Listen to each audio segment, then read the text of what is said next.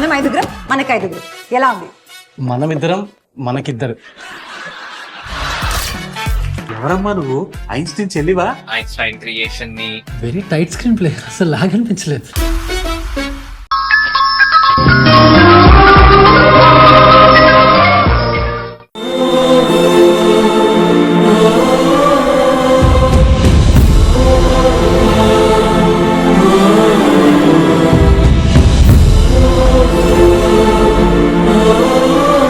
అమ్మా, బట్టలు ఉతుకుతున్నావా?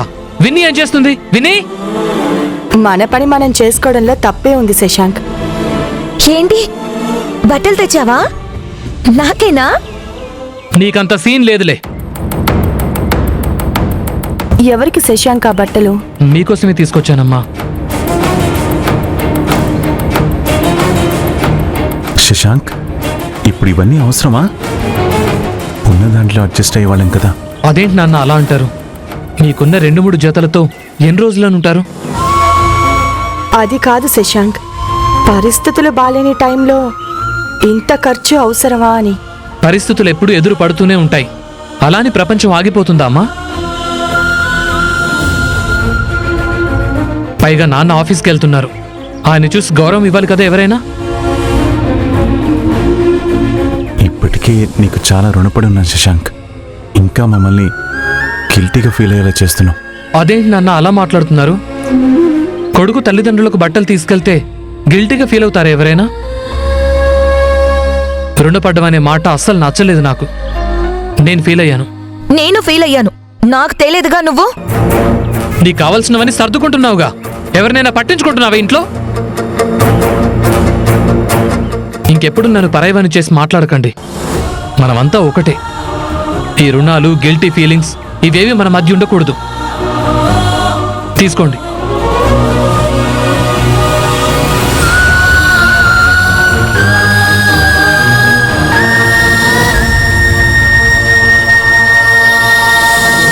తీసుకోండి, సిగ్గు లేకుండా తీసుకోండి. విన్నీ, అరవకు.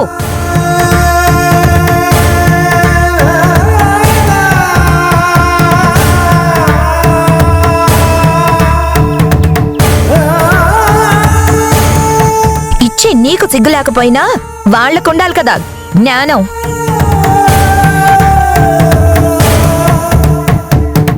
అయినా నీకు డబ్బెక్కడిది?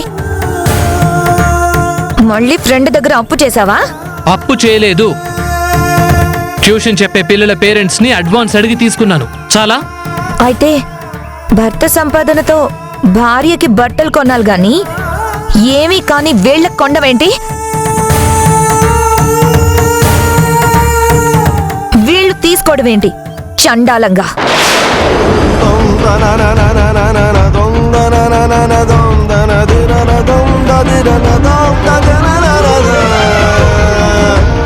ఏవత్తా, నీ భర్త నీ ముందు ఇంకెవరికైనా కొనిస్తే నీకు బాధ కలుగుతుంది కదా?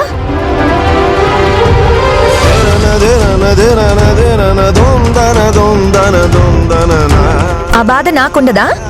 నీకు బట్టలు లేకపోతే నీ కొడుకో నీ భర్తో కొనిస్తే నువ్వు గర్వపడాలి. మా ఆయన కొనిస్తే నువ్వు సంతోషపడ్డవేంటి? మేం అడగలేదు కదే, తనే మా మీద ప్రేమతో ఇచ్చాడు. ఇస్తాడు. అయినా నువ్వెలా తీసుకోగలుగుతున్నావు? వెనక్కిచ్చి నీ భార్యకి కొన్నని చెప్పాలి కదా. సిగ్గు లేకుండా తీసుకోవడం ఏంటి? విన్నీ, శశాంక్,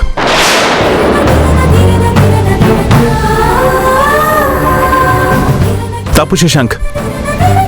భార్య మీదికి చెయ్యెత్తడం పద్ధతి కాదు. ఎందుకు ఆపారు? కొట్టునివ్వండి. అప్పుడే కదా ఈవిడ కళ్ళు చల్లబడతాయి.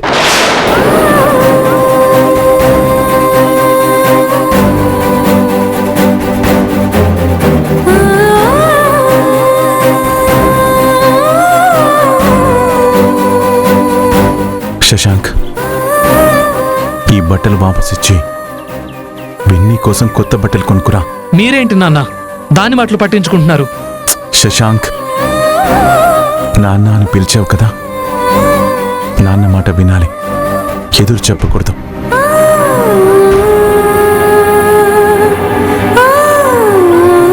అవును చెప్తాను శశాంక్, వెళ్ళు, వెళ్ళి విన్నీ కోసం కొను. నీ మొదటి సంపాదన కదా, భార్యకే కొనాలి. అదే పద్ధతి అసలు.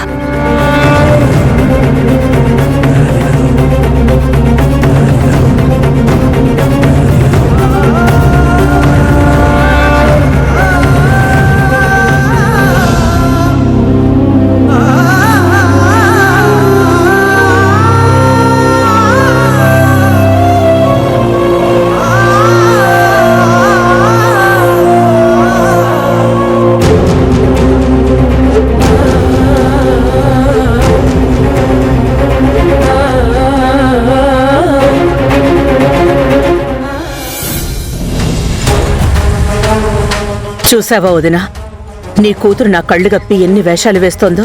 పాపం చెల్లెమ్మకి ఏం తెలుస్తుంది? తనకు మాత్రం చెప్పి చేస్తుందేంటి? నిన్నే కాదంబిక, ఈ ఇంట్లో అందరినీ మోసం చేస్తుంది. అదేంటండి, వాళ్ళ అత్తారింటికి ఆమె వెళ్తే అది మోసం ఎట్టా అవుతుంది? ప్రతిదానికి మీకు చెప్పేలా ఏంటి? మీరు యశ్బాబుని కలవకూడదు అన్నారు, దానికి కలవకుండా ఉంటుంది కదా. అత్తమామల్ని కలవకూడదని మీరేం షరతులు పెట్టలేదు కదా. హే, నువ్వు నోరుబై. ఆ యశుని ఉసుగొలిపేదే వాళ్ళ అమ్మ నాన్న. వాళ్ళందరూ ఒక టీము. మనం అందరం టీంలో ఉండకపోతే వాళ్ళు మనల్ని ఈజీగా వాళ్ళతో కొట్టించేస్తారు. అయినా నువ్వు పనోడివి, పనోడులో పనుండు. ఇవన్నీ నీకెందుకో, పోయి వంట పని చూసుకోపా. వెళ్తాంలేండి. చూడుదినా, సింధు ఇలా పదే పదే వాళ్ళని కలవడం వల్ల వాళ్ళకి ఏ రోజైనా సింధు ఆ ఇంటి కోడలుగా వస్తుందనే నమ్మకం కలుగుతుంది. అలాంటప్పుడు వాళ్ళు ఒళ్ళు వంచి పనిచేయడానికి కానీ సంపాదించడానికి కానీ పెద్దగా ఆలోచించరు. ఎందుకంటే సింధు వాళ్ళింటి కోడలుగా వెళ్తే ఈ ఆస్తంతా వాళ్ళదే అవుతుంది కదా. కాబట్టి వాళ్ళు అదే ప్లాన్లో ఉండుంటారు వదినా. ఏమో అంబిక, నాకేం అర్థం కావడం లేదు. దానికి నేను చెప్పలేను, చెప్పినా నా మాట వినదు. అలాంటప్పుడు ఈ విషయంలో నువ్వు నన్నేం అడక్కో, నేనేం చెప్పలేను. ఈ విషయం దాన్ని అడుగు ఇంటికొచ్చాక. అదిగో సింధు వస్తుంది. సింధు, ఇలారా.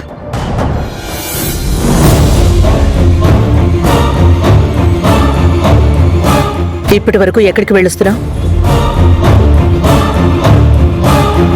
బ్యాంకుకు వెళ్ళొస్తున్నానత్త. ఆల్రెడీ చెప్పాను కదా నీకు, ఇందాక ఫోన్లోనే. మర్చిపోయావా? నువ్వు బ్యాంకు కాదు, మీ అత్తగారింటికి వెళ్ళొస్తున్నావు. అదే ఆ శశాంక్ ఇంటికి వెళ్ళొస్తున్నావు. అయినా నీకెవరు చెప్పారు? ఎవరో చెప్పి తెలుసుకోవాల్సిన అవసరం నాకు లేదు. నువ్వు బ్యాంకుకు వెళ్ళలేదని నా దగ్గర రుజువు ఉంది. ఓ అవునా? ఏంటా ప్రూఫ్? నేను బ్యాంక్ మేనేజర్కి కాల్ చేశాను. నువ్వు అక్కడికి వెళ్ళలేదు అని తెలిసింది. చాలా? ఇంకా రుజువులు కావాలా? ఆ రోజు ఛాలెంజ్ చేసావు కదా, ఏమన్నావు ఆ రోజు? నేను అనుకున్నది చేస్తాను, నువ్వు నన్ను పట్టుకోలేవు అన్నావుగా. ఇప్పుడే ఉంటావే? నిన్ను చూస్తే చాలా జాలేస్తుందత్తా. ఎందుకో పాపం. నీలాంటి వాడి మాటలు విని అత్త పప్పులో కాలేసింది కదా. ఆహా, దొరికిపోయినని ఇంకో రూట్లో వస్తున్నావా? దొరికిపోయింది నేను కాదు మావయ్య, నువ్వు. నువ్వు ఎప్పుడూ అత్త పక్క నుండి అత్తని ఏదో రకంగా నా మీదకి ఉసుగొల్పాలని చూస్తున్నావు. కానీ నువ్వనుకున్నది జరగదు. బ్యాంక్ మేనేజర్ నువ్వు రాలేదని చెప్పాడని అత్త చెప్తోంది కదా. నువ్వు బ్యాంకుకి వెళ్ళక, శశాంక్ వాళ్ళ ఇంటికి వెళ్ళక ఎక్కడికి వెళ్ళినట్టు? నేను నిజంగానే బ్యాంకుకు వెళ్ళానమ్మా. సింధు, ఊరికే చెప్పిందే చెప్పకు. నువ్వు తప్పు చేశావు, ఒప్పుకోవాల్సిందే. నేను తప్పు చేయలేదత్తా. నేను బ్యాంకుకు వెళ్తున్నానని చెప్పాను, కానీ మన బ్యాంకుకు వెళ్తున్నానని చెప్పానా?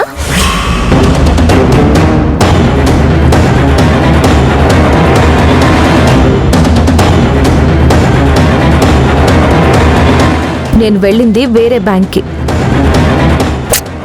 మాట మార్చుకు సింధు. నువ్వు అబద్ధాల మీద అబద్ధాలు చెప్తూ పోతుంటే ఇక్కడ వింటూ కూర్చోడానికి ఎవరూ లేరు. నేను చెప్పింది అబద్ధం కాదత్తా. నేను వెళ్ళింది బ్యాంక్కే. కావాలంటే చూడు.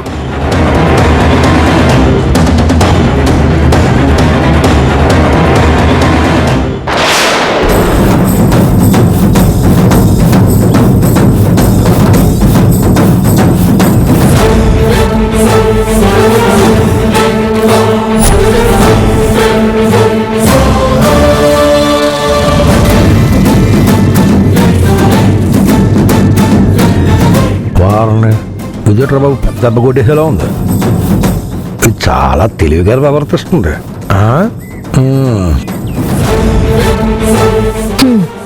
నువ్విచ్చే శాలరీని నేను ప్రతి నెల మ్యూచువల్ ఫండ్స్ లో పెట్టడానికి నేను వేరే బ్యాంక్ వెళ్ళి ఆ అప్లికేషన్ ఫిల్ చేసి నేను బ్యాంక్ లో ఇచ్చొచ్చాను. ఏంటి మావయ్య, ఈ ప్రూఫ్ సరిపోతుందా లేక ఇంకేమైనా కావాలా? ఇప్పుడేమంటావత్తా? ఇప్పటికీ నేను చెప్పింది అబద్ధమే అంటావా? మీ ఆయన చెప్పే మాటలే నిజమంటావా?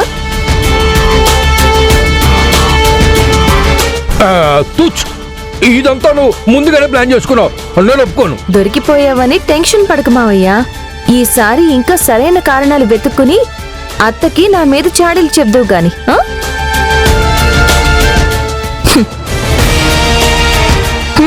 ఆయన చెప్పడం సరే, నువ్వు వినడం సరే. చూడత్తా, నేను చెప్పిందే మళ్ళీ చెప్తున్నాను. నేను మా అత్తగారింటికి వెళ్ళానా లేదా అన్నది పక్కన పెడితే, నేను వాళ్ళకి ఏదైనా చెయ్యాలి అనుకుంటే ఖచ్చితంగా చేస్తాను. నువ్వు నన్ను అస్సలు ఆపలేవు, గుర్తుంచుకో.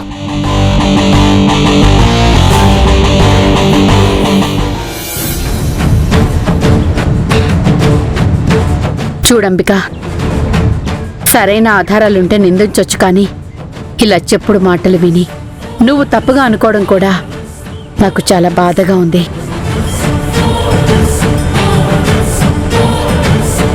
కనీసం ఇంకొకసారైనా ఇలా జరగకుండా చూసుకో.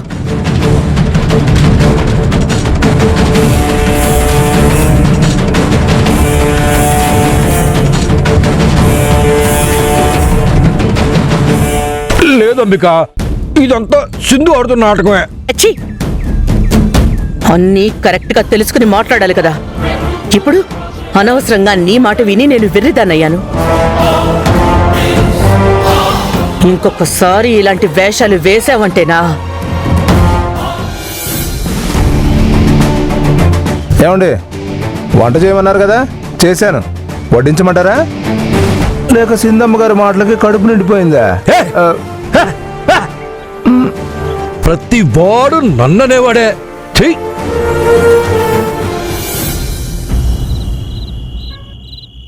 ఉసురేమో ఇరిసేసింది కరుసైన కాలమిలా, ఎగురేసిన జీవితమంతా చిరిమేసి. వాళ్ళ ఇంట్లో ఉన్నప్పుడు నిన్ను నన్ను ఇంత అవుట్ హౌస్ లో పడేశారు. ఏ రోజైనా పిలిచి ఈ బెడ్రూమ్ వాడుకో అని అన్నారా? సంపాదించడం చేత కాదు గాని ఈ కోపాలకి ఏం తక్కువ లేదులే. పాచి పనులు చేయాల్సిన అవసరం నాకేంటి? నేను ఇంటి యజమానురాల్ని. కావాలంటే మీ అమ్మ కానీ అమ్మని చేయమని.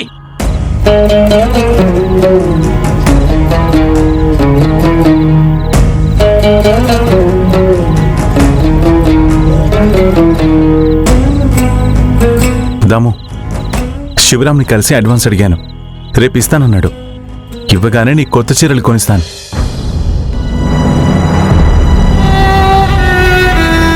దాము, ఏడుస్తున్నావా? ఏంటే ఇది? ఇంత చిన్న విషయానికి ఏడవడం ఏంటి? ఊరుకోదాము. అది ఎన్ని మాటలంది చంద్ర. చిన్నప్పటి నుంచి పెంచి పోషించినందుకు అది నాకు ఇచ్చిన విలువాదా? ఒక పని దానికన్నా నీచంగా చూస్తుంది చంద్ర. ఇటున్న పుల్లాటు పెట్టడం లేదు. ప్రతి దానికి నన్నే పిలుస్తుంది. ఊడ్చే దగ్గర నుంచి అంట్లు తోమేదాకా అన్ని నాతోనే చేయిస్తుంది చంద్ర. నేను దాన్ని అమ్మలా పెంచాను, కానీ అది నన్ను పరాయిదానిలా చూస్తుంది. నాకెంత బాధగా ఉందో తెలుసా? సిగ్గు లేదా అని నన్నది అనొచ్చ చంద్రాసరా?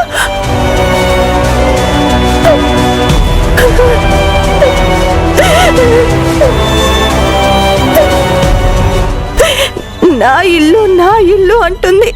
నేనే కక్ష కట్టి పెళ్లి చేశాను అంటుంది. ఆ పెళ్లి చేయకపోతే ఇది దాని ఇల్లు అయ్యేదా అసలు? అసలు దీనివల్ల అది ఏమి సాధిస్తుంది చంద్ర? నన్ను ఏడిపిస్తే దానికి ఆనందమా?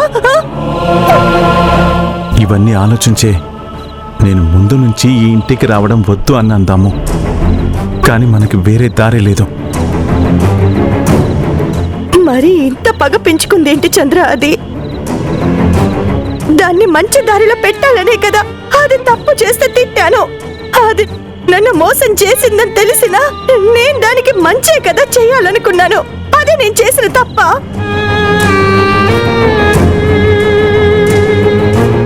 ఆ రోజే గెంటేసి ఉండాల్సిందేమో కదా. అంతెందుకు, నేనిప్పుడు ఒక్క మాట చెప్పినా శశాంక్ దాన్ని గెంటేస్తాడు. ఆ విషయం తెలుసు దానికి. అది ఏమనుకుంటుంది అసలు? నా మంచితనాన్ని చేతకంతనంగా తీసుకుంటుంది. దాము రిలాక్స్, కూల్. ఆవేశపడకు. ఆవేశంలో మనిషి తన ఉనికిని కోల్పోతాడు. నీ వ్యక్తిత్వం చాలా గొప్పదాము. కావాలని ఎవరికి ద్రోహం చేయవు, ఎవరిని మోసం చేయవు. కానీ చూసావా, ఆవేశంలో నువ్వు కూడా విన్నీలా మాట్లాడుతున్నావు. విన్నీ చెప్పింది నిజమే, కానీ చెప్పిన పద్ధతి తప్పు. ఎప్పటికైనా ఈ ఇల్లు విన్నీదే, ఈ ఇంటి కోడలు విన్నీ. అవునా? తన భర్త సంపాదన వేరే వాళ్ళకి వెళ్ళొద్దు అనుకుంటుంది. అది తన స్వార్థమే అవ్వచ్చు, మన మీద ద్వేషమే అవ్వచ్చు. కానీ తన అనే హక్కైతే ఉంది కదా. నీ మేనకోడలు కాబట్టి విన్నీని అనే హక్కు నీకు ఉంది. కానీ అది తనకి పెళ్లి కానంతవరకే. పెళ్ళయ్యాక నీకు ఆ హక్కు లేద్దాము. తనిప్పుడు ఇండిపెండెంట్. తనకి నచ్చినట్టు తనుంటుంది.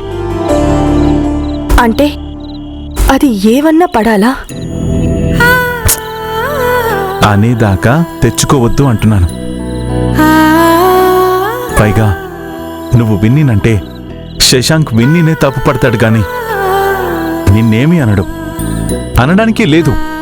దానివల్ల వాళ్ళిద్దరి మధ్య ఇంకా దూరం పెరుగుతుంది. విన్నీ చేసే తప్పే కాదనను, కానీ ఆ తప్పు ఎత్తి చూపి శశాంక్ నుంచి విడగొట్టడం కాదు కదా మన పని. వాళ్ళని ఒక్కటి చేయాలి కదా. విన్నీని మనమే మార్చాలి కదా. అప్పుడే కదా నువ్వు చేసిన పెళ్లికి న్యాయం జరిగేది. అప్పుడే కదా శశాంక్ లైఫ్ హ్యాపీగా ఉండేది. ఆలోచించుదాము. అవసరమైతే మనం ఈ ఇంట్లో నుండి వెళ్ళిపోవడానికైనా సిద్ధపడాలి. వాళ్ళ మధ్య మనం డిస్టర్బెన్స్ క్రియేట్ చేయకూడదు. మాటలు పడ్డ బాధ ఉంటుంది, ఆ ఉక్రోషం ఉంటుంది, రక్తం మరిగిపోతుంది. కానీ జీవితం మీద మనకున్న అవగాహనకి, మన అనుభవానికి మనం అలా రియాక్ట్ అవ్వకూడదు. కరెక్ట్ కాద్దాము. అర్థమైందా? పద, లోపలికి వెళ్దాం. రిలాక్స్ అవ్వు.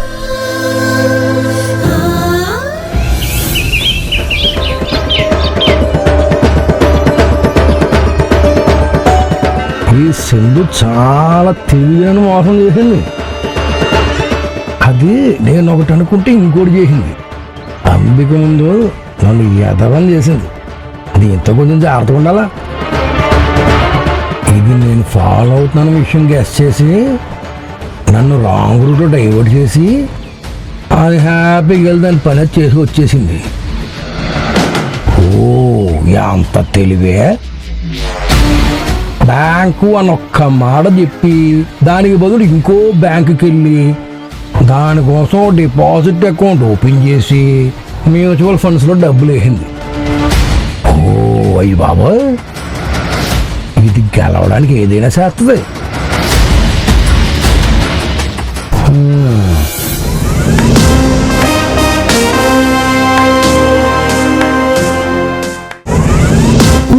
మరి అంత అజాగ్రత్తగా ఎలా ఉంటాననుకున్నావు మంకీ మామ?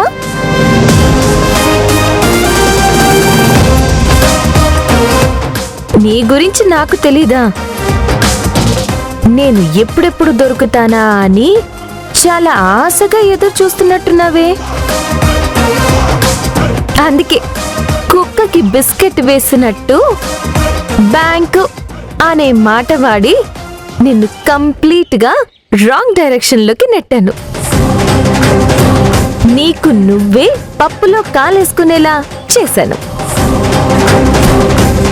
ఏంటి మొహం వాడిపోయినట్టుంది? అత్త నిన్ను అసహ్యంగా చూసింది కదా, అందుకేనా ఫేస్లో ప్రేతకాళ్ళు ఉట్టి పడుతుంది? అంత వెటకాలం అక్కర్లేదులే. ఈ రోజు కాకపోతే రేపు ఏదో రోజును నాకు దొరకబోవు. అప్పుడు చెప్తా.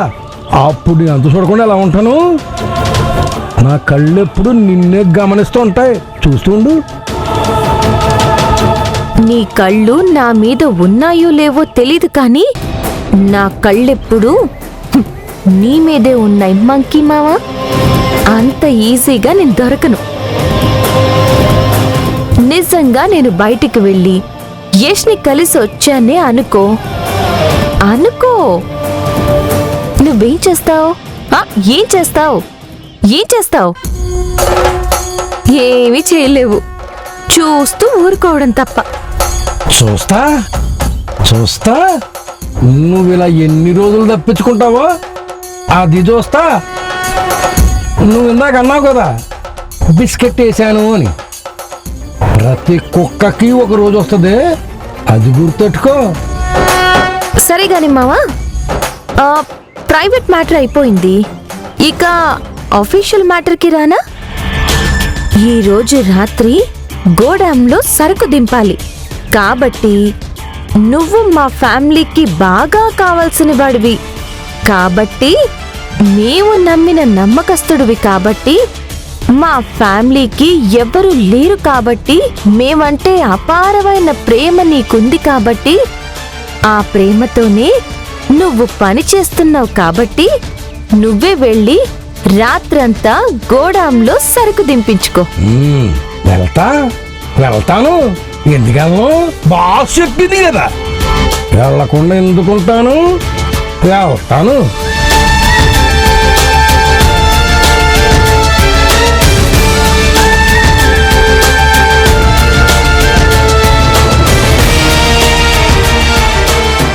కుటుంబాలు బంధాలు అవసరం లేదనుకొని నేను ఈ పరిస్థితి తెచ్చుకున్నాను. నా భార్య ఎప్పుడు 100% కరెక్ట్.